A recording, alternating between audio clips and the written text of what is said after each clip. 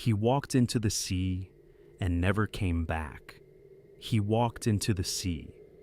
That night, he did not hesitate, not even for a second, because this was not new to him. He had done this dozens, maybe hundreds of times before. To him, the ocean was not a place of fear. It was his workplace, a place where he felt more comfortable than anywhere else. But that night, something was different. The water he entered was not just another stretch of ocean. Beneath the surface, there was something hidden, something that someone did not want to be discovered. And that was the night. He never came back. Even now, decades later, people still ask the same question. Was this something that can be explained? Or did he see something he was never meant to see?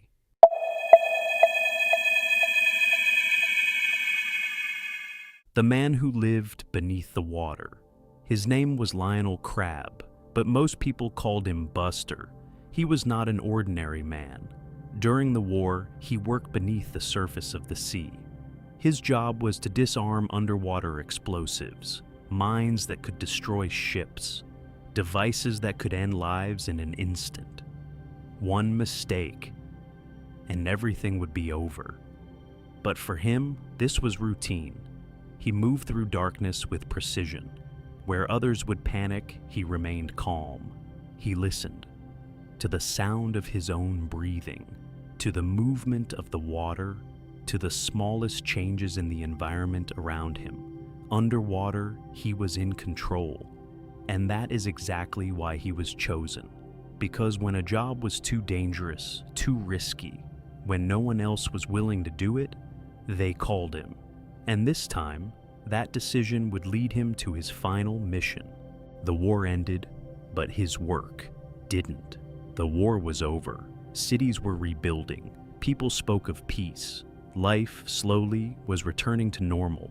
But for him, nothing had really changed. Because even though the war had ended, a different kind of conflict had already begun. A silent one, a hidden one, a war without gunfire. They called it the Cold War. Instead of bullets, there were secrets. Instead of explosions, there was information. And once again, he was selected, not as a soldier, but as someone who would never officially exist. His missions were not recorded. His actions were never explained. He worked in silence, and people like him often go deeper than others, into places where they are not meant to be seen. And this time, the place he was sent to was already being watched. The arrival of a ship no one could ignore. In 1956, a ship arrived at a British port. It was not just any ship. It belonged to the Soviet Union. But what made it unusual was who was on board. Nikita Khrushchev, the leader of the Soviet Union, a man of immense power, a symbol of authority and tension. This was not just a visit, it was a statement. At that time, Britain and the Soviet Union were not allies, not truly. On the surface they smiled, but underneath, they were watching each other very closely. So, when this ship arrived, carrying the most powerful man in the Soviet Union, the question was inevitable. What was hidden beneath it? What kind of technology? What kind of secrets? Curiosity quickly turned into a decision. Someone had to find out, not by asking, but by going underneath. And there was only one man they trusted to do it. A mission that was never meant to exist. This mission was never meant to exist.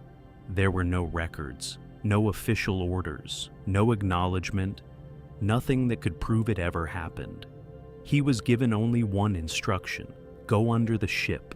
That was all. No explanation, no details, and no questions. Because asking questions was not part of its job, but there was one rule: he must not be seen under any circumstances. Because if he was, he might no longer exist.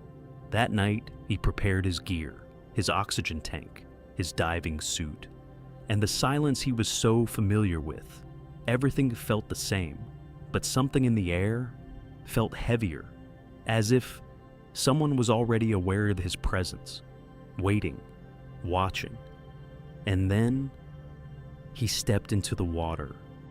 The dive that should have been routine. At first, everything felt normal. The water was cold, but he was used to that. The darkness surrounded him, but it was nothing new. He adjusted his breathing, slow, controlled, steady. Each movement was deliberate, careful, silent. Above him, the massive shape of the ship blocked the faint light from the surface. It loomed over him, heavy, unmoving. He had done this before, many times, approaching ships from below, inspecting, observing, listening. There was always something to find, but this time, it felt different. There was a stillness that didn't feel natural. No sound of movement, no sign of activity, just silence. Too much silence.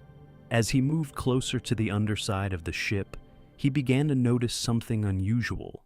The structure was not what he expected. There were shapes, mechanical forms, not part of a standard design.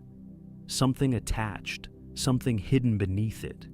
And then he stopped, because for the first time he felt it. Not fear, but something else. The feeling that he was not alone. The moment. He didn't come back. Time passed, minutes, then more. Above the water, they waited, watching the surface, listening. There should have been a signal, a movement, something. But there was nothing. At first, no one reacted. Delays happened. It was normal, especially for a mission like this. But as more time passed, that silence became harder to ignore.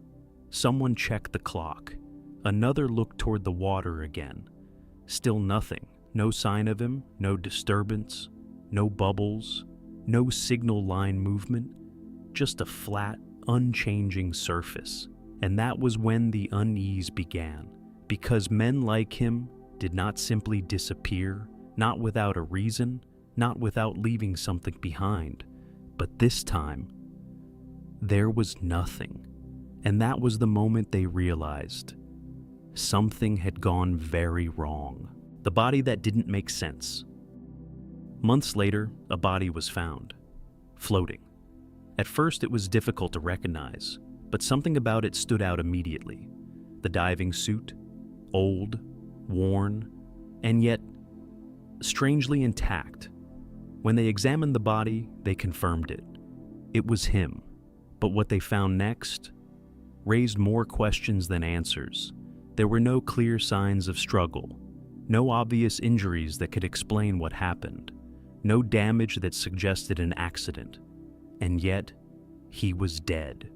The equipment showed no critical failure. The oxygen system had no obvious malfunction. Everything appeared functional, as if nothing had gone wrong. And that was the problem, because something clearly had. But whatever it was, left no trace. The government that denied everything. When the news broke, people expected answers, explanations, details, but instead, they got silence.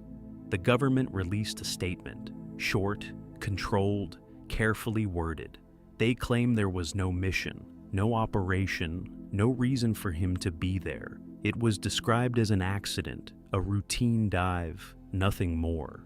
But those who knew him did not believe it. This was not a man who made careless mistakes, not someone who would simply disappear without reason, and certainly not someone whose death could be explained so easily. Then came something even more unusual. The official records related to the incident were sealed, locked away, for decades, until the year 2057. Why? What could possibly be so important that it needed to be hidden for that long? Because sometimes, what is not said tells a much bigger story than what is. Someone was watching him that night. There is one detail that still remains unclear, something that was never officially confirmed, but often mentioned. That night, he may not have been alone. Some accounts suggest that there were others in the water, not British, not visible, and not acknowledged, just there, watching, waiting. Some believe that he was detected, that the moment he approached the ship, someone already knew he was there. And if that is true, then what happened next wasn't an accident. It was a response, a silent one, a precise one, and one that would leave no trace behind. Because in operations like this, there is one rule above all else. If you are seen, you do not return. An accident, or something more. Officially, it was called an accident, a diving failure, a tragic mistake. But the facts do not fully support that. There was no damage to his equipment, no sign of panic, no evidence of a sudden malfunction. Everything appeared as it should have been. And yet, he never came back. So what happened? Was it truly just an accident? Or was it something far more deliberate? Because sometimes the simplest explanation is the one we are meant to believe, especially when there are things that people choose not to reveal. Did he disappear, or did he choose to leave? There is another theory, less discussed, but still present. What if he never intended to return? What if the mission was only part of the story? Some believe he may have defected, that he saw something important enough to change everything. And instead of coming back, he chose another path. But this theory has its own problems, because there was no trace of him anywhere else. No records, no sightings, no evidence that he lived beyond that night. Which brings us back to the same question. If he didn't leave, then what happened to him? The truth sealed. Until 2057. The files remain sealed, locked away, hidden from the public, until the year 2057.